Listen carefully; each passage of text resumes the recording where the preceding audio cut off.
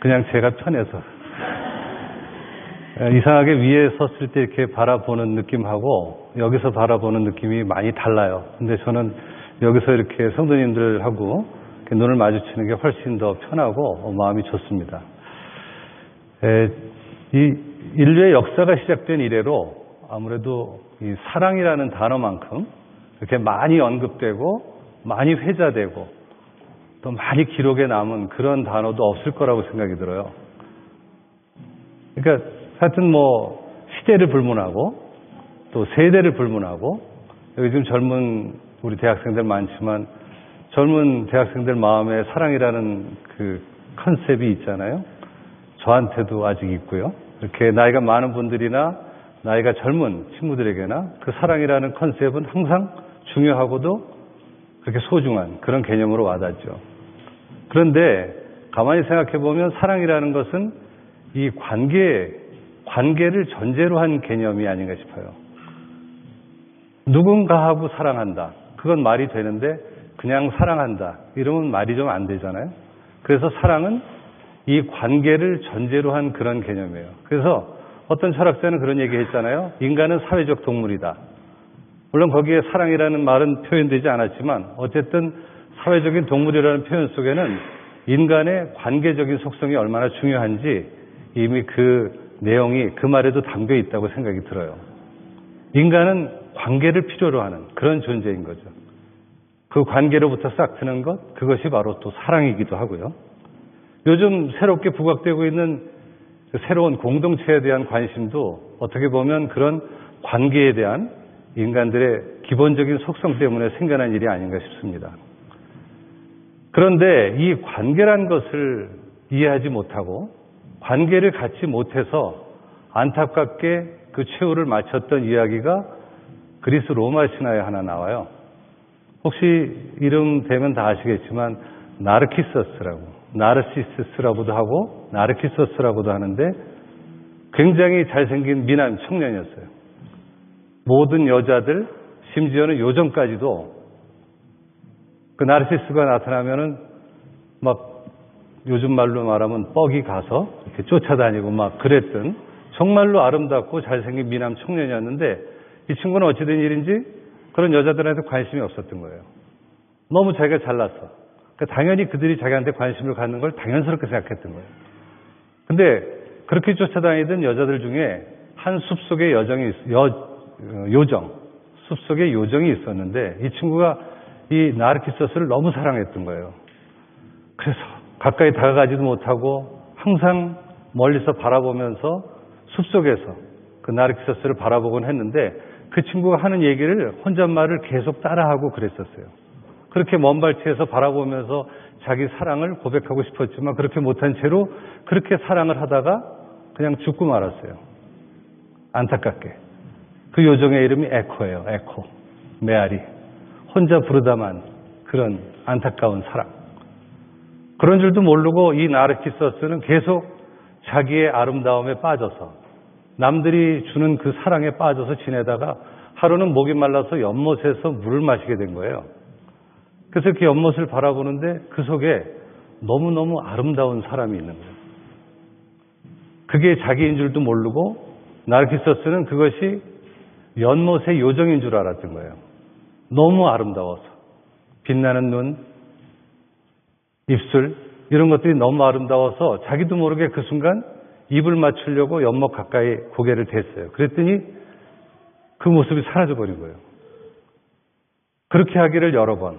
그런데도 계속 이 나르키소스는 그 자기 물속에 있는 그 연못의 요정, 그 요정과 사랑을 나누기 위해서 기다렸다가 그 여인이 나타나면 다시 입 맞추려 하고 그렇게 그 연못 근처에서 계속 그렇게 안타까운 사랑을 품고 있다가 결국 거기서 지쳐 죽고 말아요.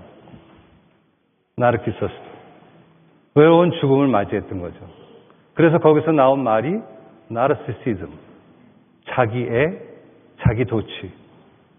우리말로 속말로 하면 자뻑이라는 표현입니다. 자기 도취, 나르시시즘. 거기서 유래한 말이에요. 이 그리스 로마 신화는 많은 인간들의 감정을 이입해서 신으로 표현을 해갖고 만들어 놓은 이야기이기 때문에 그 속에는 대부분들 인간의 한계가 그대로 드러나 있어요. 그래서 모든 스토리들이 대부분 비극으로 끝납니다. 오늘 지금 제가 말씀드렸던 나르키소스와 에코의 얘기도 굉장히 비극이잖아요.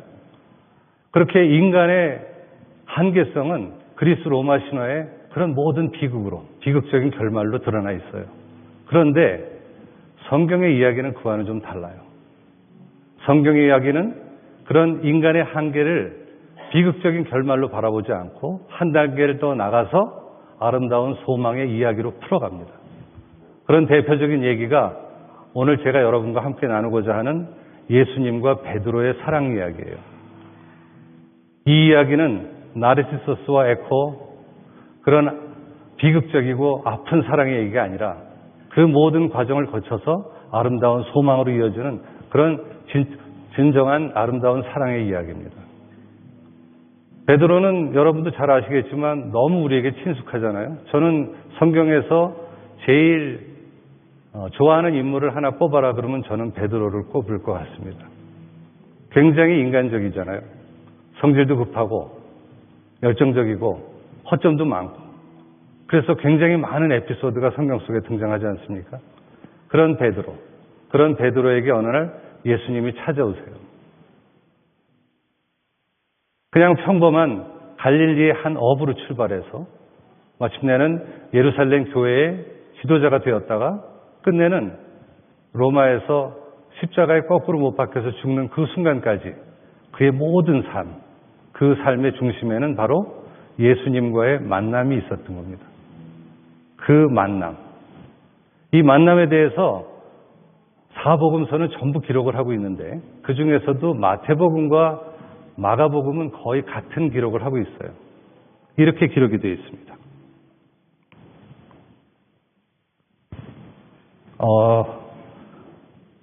화면에 나오네요. 18절. 마태복음 4장 18절에서 20절까지입니다. 갈릴리 해변에 다니시다가 두 형제, 곧 베드로라 하는 시몬과 그의 형제 안드레가 바다에 금을 던지는 것을 보시니 그들은 어부라. 말씀하시되 나를 따라오라. 내가 너희를 사람을 낚는 어부가 되게 하리라 하시니 그들이 곧 그물을 버려두고 예수를 따르니라. 예수님이 오셔서 불렀고 그리고 그를 따랐습니다. 그 유명한 시 중에 김춘수의 꽃이라는 시가 있는데 혹시 아시는지 모르겠어요. 내가 그의 이름을 불러주기 전에는 그는 다만 하나의 몸짓에 지나지 않았다. 내가 그의 이름을 불러주었을 때 그는 나에게로 와서 꽃이 되었다. 이름을 부르기 전에는 아무 의미가 없었어요. 그냥 몸짓이었어요.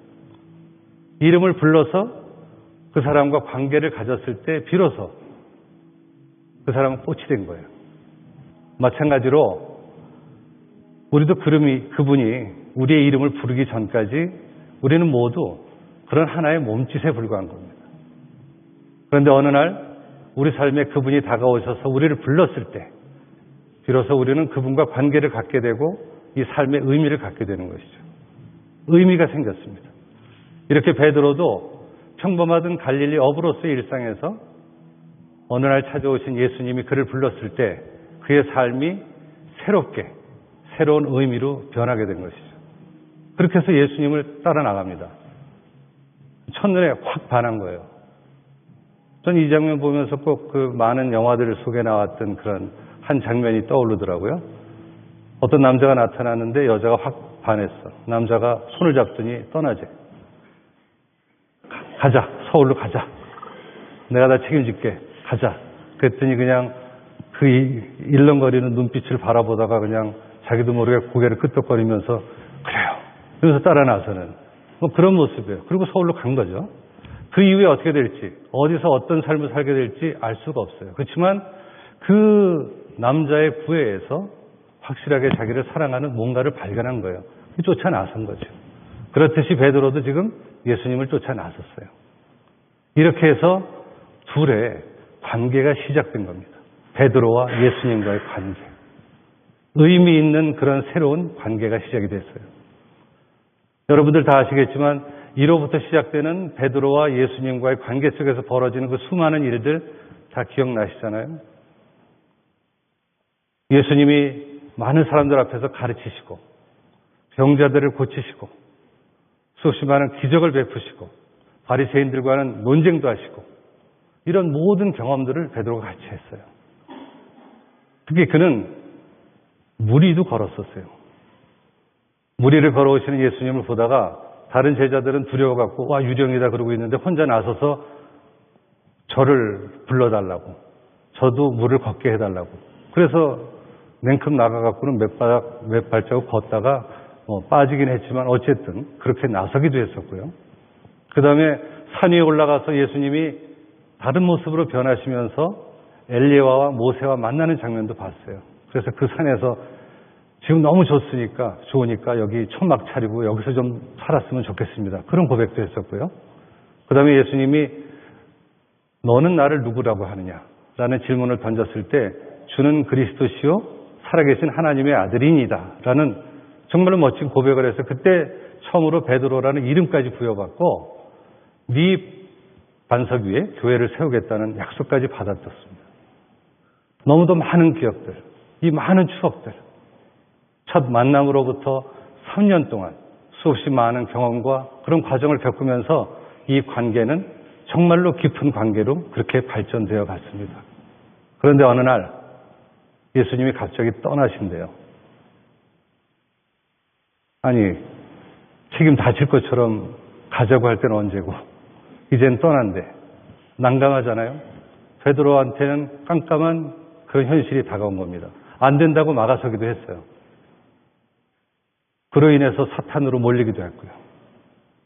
어떻게든 그분을 붙잡아 보려고 애를 쓰는데 예수님은 떠나신다는 거예요. 자기가 목숨을 바쳐서라도 가는 길을 막아보겠다고 했지만 예수님께서는 너는 나를 배반할 것이고 그 사랑 지키지 못할 것이라는 엄청난 충격적인 선언까지 하세요. 그런 순간에도 베드로는 도대체 이 일이 어떻게 된 영문인지 이해하지 못하고 그렇게 그분의 말을 듣습니다. 그날 밤 적대적인 세력이 몰려와서 예수님을 잡아가게 되죠. 그때 그걸 어떻게든 막아보겠다고 칼을 빼서 휘둘러 보기도 하지만 오히려 그분은 자기를 나무라십니다. 그러지 말라고. 그리고 그분은 무력하게 검과 몽치를 든 그 일단의 무리들에게 붙들려서 가시게 되죠. 베드로는 그 자리에서 그분을 그렇게 보낼 수는 없었어요. 그래서 먼 발치에서 휘적휘적 그를 쫓아갑니다. 그 무리들이 횃불을 들고 그분을 가운데다가 넣은 채로 그렇게 몰고 가는 그 길을 한참을 따라갔어요. 그랬더니 도착한 데가 어디냐면 그 당시에 종교적인 지도자며 위세가 있었던 대제사장 집에 도착한 거예요. 글로 들어갑니다. 거기까지도 쫓아갔던 베드로가 그 결말이 어떻게 될지 뭔가 자기가 해야 될 것 같은 그런 안타까움에 그 마당까지 쫓아 들어가요. 안채에서는 예수님에 대한 재판이 벌어지게 됩니다. 마당 안에서 그 모습을 지켜보는 베드로. 그런데 사람들이 그분에게 침도 뱉고 머리도 때리고 따귀를 때려요. 자기에게 다가오셔서 사랑의 관계를 맺고 3년 동안의 긴 시간 동안 아름다운 추억을 만들었던 그분이 지금 자기 눈앞에서 그 많은 사람들한테서 그런 수모와 수치와 그런 폭력까지를 당하고 있는 거예요. 얼마나 가슴이 아팠겠어요. 정말 마음 같아서는 뛰쳐나가서 어떻게라도 해보고 싶었을 텐데 너무 분위기가 살벌한 거예요. 로마 군병도 있고 검과 칼을 든 사람들이 거기 지키고 있고 분위기가 너무 살벌해. 감히 나서지도 못하고 그러고 있는데 안에서 나온 한 여종이 갑자기 베드로한테 묻습니다. 어느 보니까 어서 많이 본 것 같은데 너도 한패지? 갑자기 질문이 들어왔어요. 그 순간 베드로의 마음에 두려움이 확 엄습한 거예요. 좀 전까지 그분을 쫓아가면서 어떻게 해서라도 그분을 좀 보호해 드릴 마음에 그분과의 추억과 관계 때문에 거기까지 갔었는데 그 여종이 한마디를 탁 던지는 순간 온갖 두려움이 엄습하면서 확 현실이 자기한테 느껴진 거예요. 위험하구나. 너 저 사람하고 한패잖아. 그랬더니 금방 물러섭니다. 지금 무슨 소리 하고 있는 거예요? 한패라니. 이 표현이 지금 마태복음 26장 69절에 나옵니다. 베드로가 바깥 뜰에 앉았더니 한 여종이 나와 이르되 너도 갈릴리 사람 예수와 함께 있었도다 하거늘 베드로가 모든 사람 앞에서 부인하여 이르되 나는 네가 무슨 말을 하는지 알지 못하겠노라 하며. 여종이 그렇게 얘기했을 때 거기 있던 사람들이 또 돌아봤겠죠. 너도 예수 한패 아니야? 그랬더니 옆에 있던 사람들이 시선을 베드로 쪽으로 돌렸어요. 베드로가 그 시선을 받는 동안 두려움과 위기의식을 느끼고 무슨 말 하는지 모르겠다 하면서 발뺌을 합니다.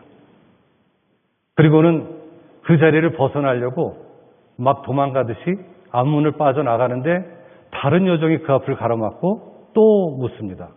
너 예수랑 함께 있었잖아. 또 물어요.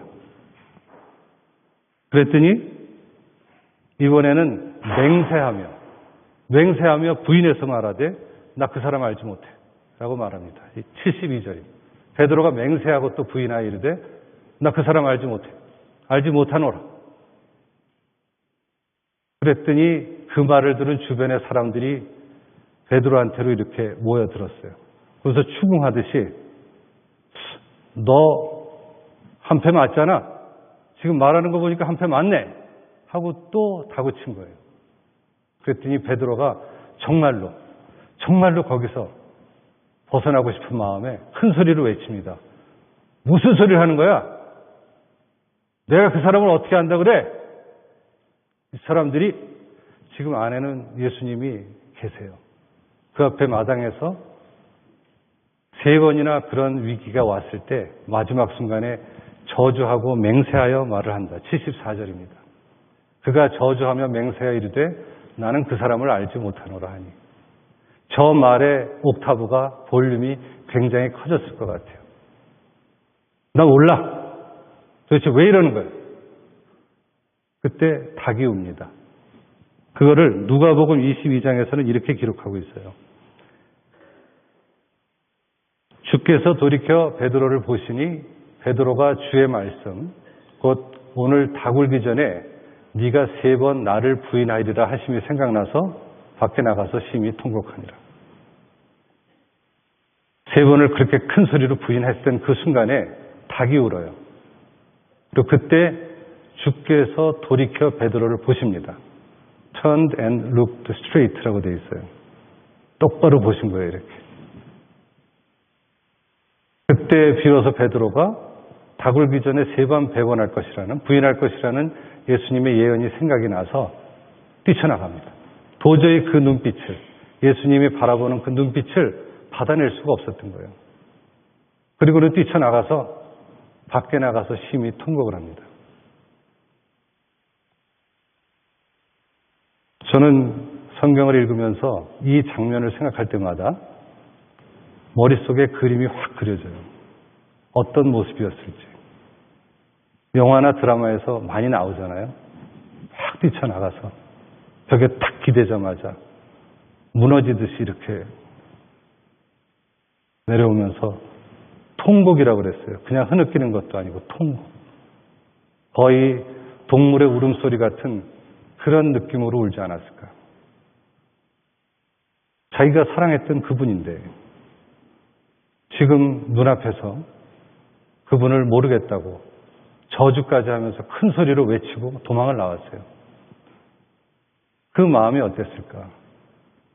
그분에 대한 사랑이 컸기 때문에 그 자신의 배반에 대한 그 아픔도 더 컸지 않았을까 그렇게 싶어요. 너무도 안타까운 장면이죠. 그 모습이 제가 성경을 읽을 때마다 저한테 자주 중첩돼서 느껴지는 건 웬일인지 모르겠어요. 유난히 그 장면이 제 마음속에 각인이 돼서 이렇게 남아있을 정도로 그렇게 강하게 다가오곤 해요. 다음날 결국 예수님은 십자가에서 처형당해서 돌아가시죠. 그리고 베드로는 그 상처와 죄책감을 마음에 아는 채로 그렇게 살 수밖에 없게 됐습니다. 만약에 여기서 얘기가 끝났다면, 여기서 모든 이야기가 끝났다면 그것은 제가 아까 앞에서 얘기한 나르시서스와 에코의 사랑 얘기하고 아무 다를 바가 없어요.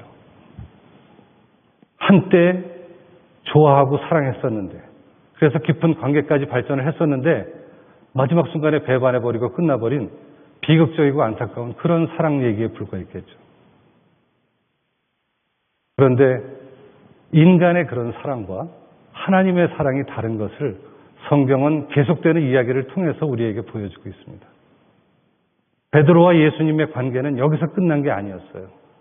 베드로의 눈앞에는 그 관계가 모두 끝난 것처럼, 그것이 현실인 것처럼 그렇게 느꼈을 때 하나님께서는 그렇지 않다는 것을 그에게 보여주려고 했습니다. 그래서 그분은 베드로가 다시 무력하게 일상으로 돌아간 그 자리에 부활하신 몸으로 다시 찾아 나서십니다.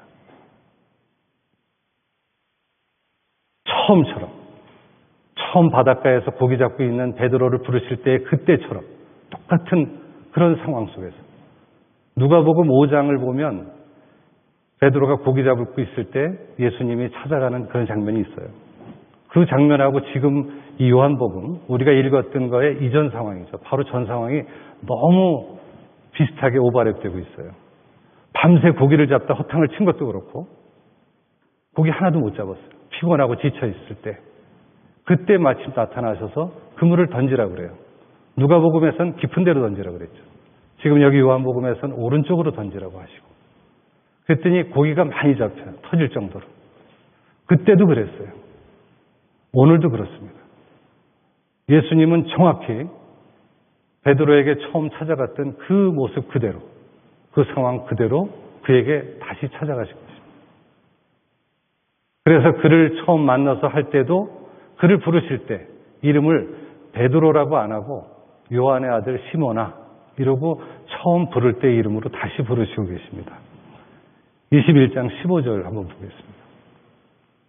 그들이 조반을 먹은 후에 예수께서 시몬 베드로에게 이르시되 요한의 아들 시몬아 네가 이 사람들보다 나를 더 사랑하느냐 하시니 이르되 주님 그러하나이다. 내가 주님을 사랑하는 줄 주님께서 아시나이다. 요한의 아들 시몬아 라고 처음 부르실 때 이름으로 불러주고 계세요. 3번씩이나 눈앞에서 자기를 부인하고 도망갔던 제자 앞에 다시 나타나셔서 나를 사랑하냐? 라고 묻는 예수님의 저희가 과연 무엇일까요? 상대편 마음 찔리게 하려고 아주 작정하신 것처럼 누나 사랑해? 우리의 감정 상태로 그 다음을 읽어보면 근데 너 그때 나 왜 배반했어? 이렇게 되죠. 너 지금 나 사랑하냐? 그렇다면 그때 나 왜 배반했어? 이렇게 되는 게 인간적인 대화의 흐름인데 지금 예수님께서는 그런 대화의 방식으로 말씀하시는 게 아닙니다. 네가 나를 사랑하느냐? 그것도 주변에 있는 제자들보다도 더 자기를 사랑하느냐라고 묻습니다. 그 말은 베드로 속에 남아있을, 그 마음 속에 남아있을 그의 상처와 죄책감을 씻어주려는 그런 사랑의 출발을 다시 시작하시는 거죠. 예수님의 그 질문에 베드로가 주님이 아십니다라고 얘기를 해요. 이 대답으로 봐서 베드로는 이미 회개를 한 것 같아요.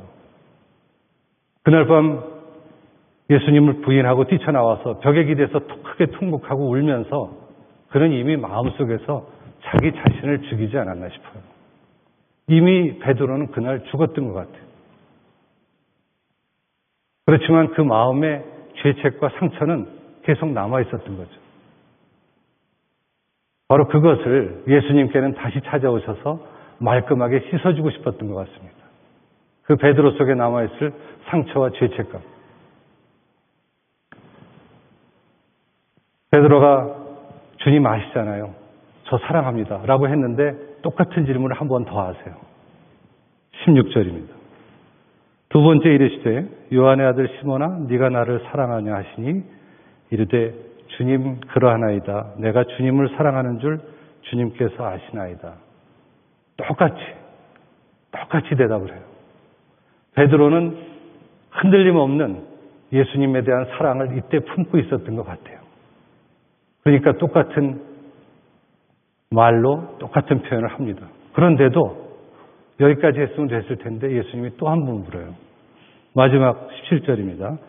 세 번째 이르시되 요한의 아들 시몬아 네가 나를 사랑하느냐 하시니 주께서 세 번째 네가 나를 사랑하느냐 하심으로 베드로가 근심하여 이르되 주님 모든 것을 아시오매 내가 주님을 사랑하는 줄을 주님께서 아시나이다. 여기서는 근심하여 이르되라는 말이 들어가 있습니다. 두 번째 물으실 때까지는 그냥 답변을 했는데 세 번째 질문에는 근심하여 마음에 근심이 생겼대요. 세 번씩 질문을 받았을 때 베드로 마음에 떠올랐던 게 뭐였을까요? 아까 우리가 읽어봤던 세 번의 부인, 자기가 예수님의 코앞에서 그를 부인했던 그 순간들이 지속적으로 떠올랐을 것 같아요. 그 세 번의 부인한 그 마음의 상처를 예수님은 정확히 세 번으로 그 가슴을 찔러서 완전히 그 아픔과 상처를 도려내고 계신 거예요. 세 번. 예수님은 그때나 지금이나 변함없이 베드로를 사랑하셨습니다. 제가 보기에는 그날 닭이 울었을 때 돌아보면서 베드로를 봤던 그 눈길을 하고 지금 이곳에 다시 찾아오셔서 사랑하느냐라고 물으실 때 그 눈빛과 전혀 다름이 없었을 거라고 생각이 돼요. 자기를 배반하고 도망가는 그 제자를 바라볼 때의 눈길도 사랑과 연민이었고 지금 다시 찾아와서 그를 용서하겠다고 바라보시는 그 눈빛도 긍휼과 사랑의 눈빛이 아니었을까 싶습니다. 그렇게 해서 그리스 로마 신화에서는 인간이 만든 스토리에서는 깨지고 말 수밖에 없는 그런 관계가 예수님이 베드로의 삶으로 다시 오심으로 해서 그 관계는 새로운 단계로, 새로운 사랑의 관계로 다시 시작이 됐습니다.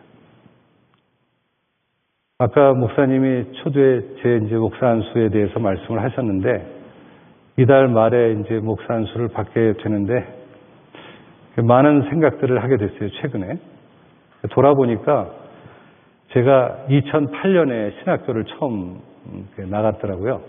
9년 전인데 긴 시간 동안을 이렇게 오면서 사실 제가 개인적으로 베드로와 같은 그런 경험을 참 많이 했었던 것 같아요.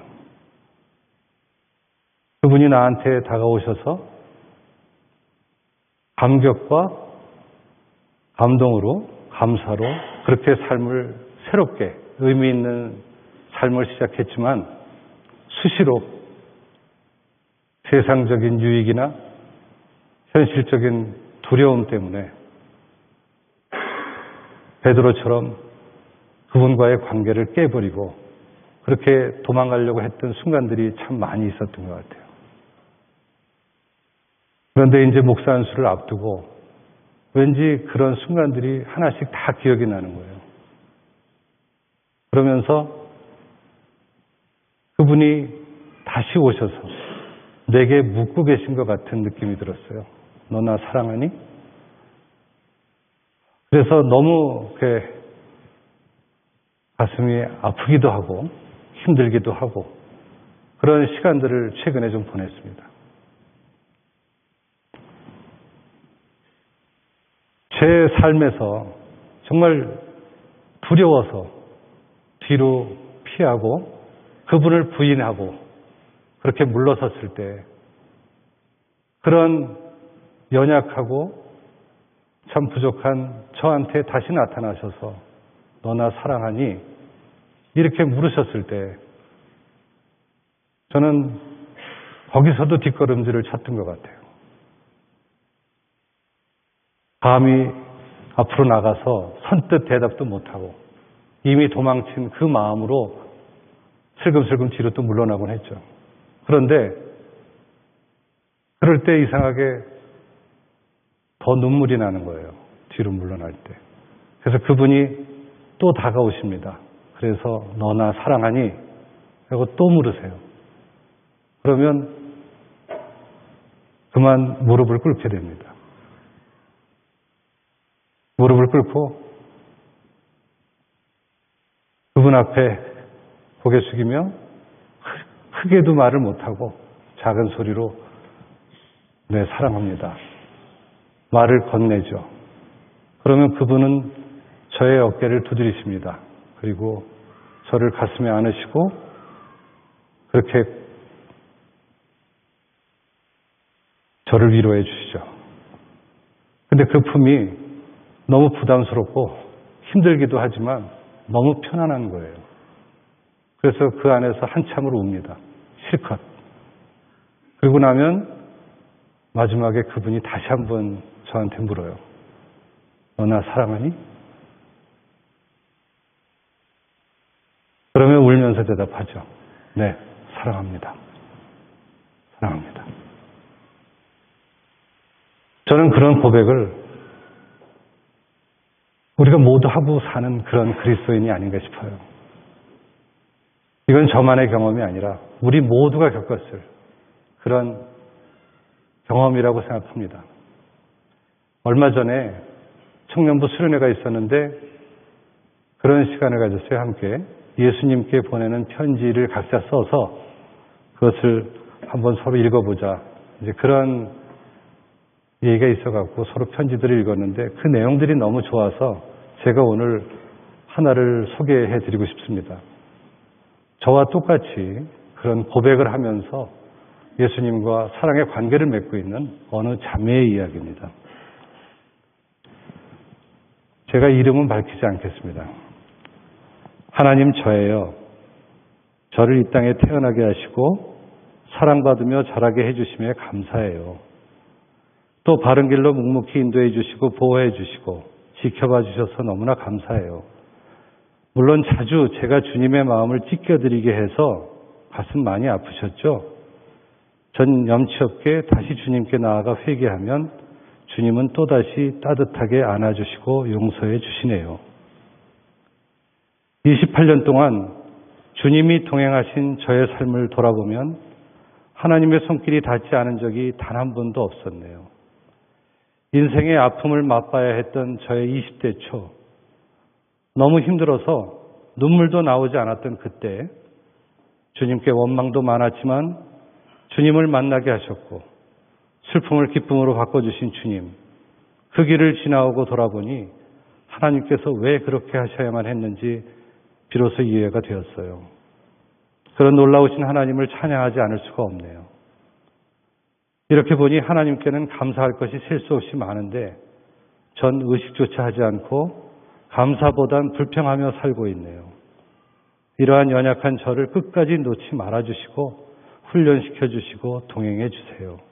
그리고 주님이 원하시는 사람으로 빚어주세요. 십자가의 목숨까지 버리시며 저를 사랑하시는 주님 감사하고 사랑합니다. 네. 굉장히 힘들었던 시기를 보냈던 것 같아요. 그것도 어린 나이에. 저도 이 편지를 읽으면서 참 마음이 아팠어요. 얼마나 힘들었을까.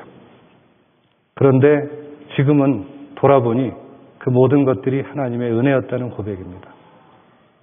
자기가 원망도 하고 돌아서기도 했지만 결국 그 모든 것들이 하나님이 자기에게 주신 은혜라는 것을 알고 지금 이 자리에서 이 순간에 이런 아름다운 고백을 하고 있습니다.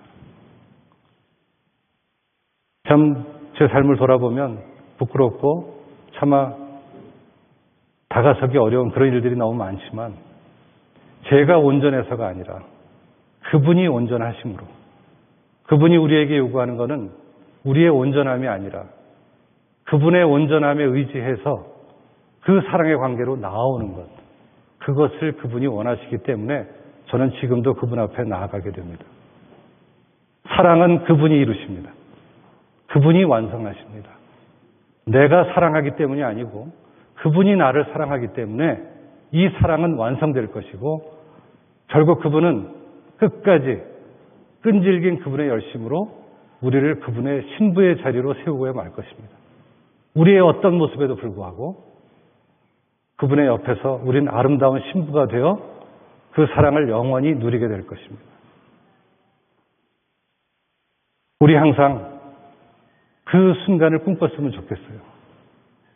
지금 현실이 어렵고 내가 부족하고 연약하고 여러 가지 상황들이 있고 주변의 모습들이 내 마음 같지 않고 그런 모든 것들을 넘어서서 그분이 지금도 나를 향해서 던지고 계신 그 사랑의 눈길, 그것을 기억하고 그분과 함께 아름다운 신부가 돼서 함께 할 수 있는 그날까지